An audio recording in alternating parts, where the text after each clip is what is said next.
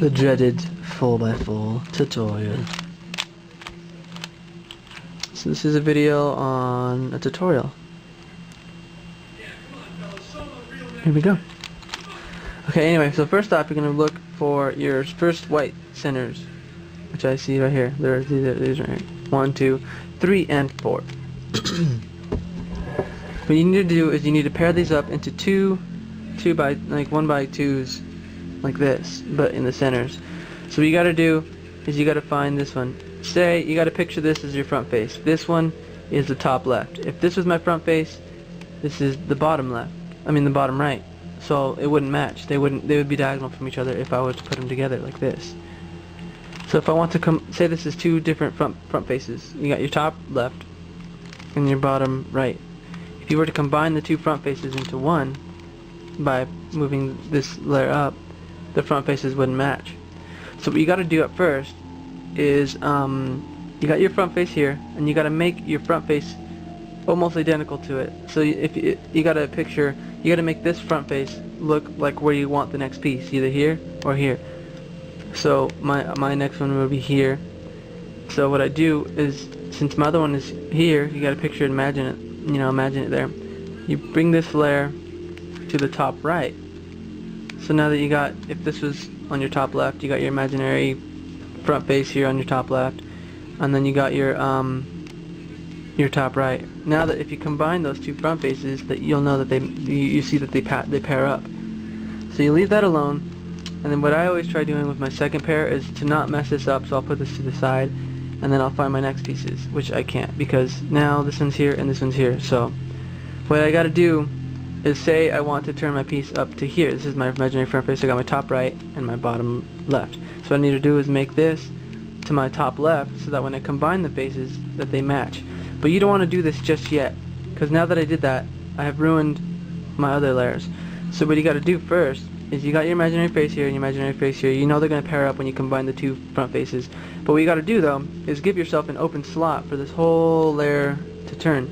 See how my finger went across and I ruined this little Cubesmith tile here? If I was to put this up, this one would get moved out of the way. If I move this here though, if I move the old white pair that I made to the right, and I were to do this again, move this up, I'm not affecting anything. I got this clear path right here going. So now that I got my front face here at the top right and my front face here at the top left, just, figuratively speaking, if I were to switch, if I was to combine front faces, I have my second pair and my second pair. So next, what I need to do is, now I need to put this up here. I can't do that because I'm missing a piece now. So just like I did before, you can either, no, actually the top will stay the same, just like as if I was combining two things. What am I missing here? My two left sides. So if this is my front face, this would be wrong because they're on the top. So I moved them to the left, and I got my two left sides. Now when I combine the two front faces, you get yourself a your first pair here. I mean your first pair here, your first centers.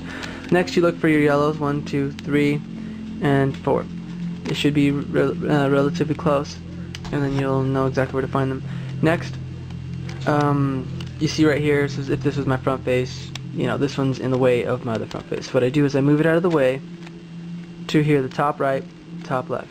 So now that when you mix them, or you combine the front faces, because this is a front face when I'm holding it like this, and this is a front face when I'm holding it like this.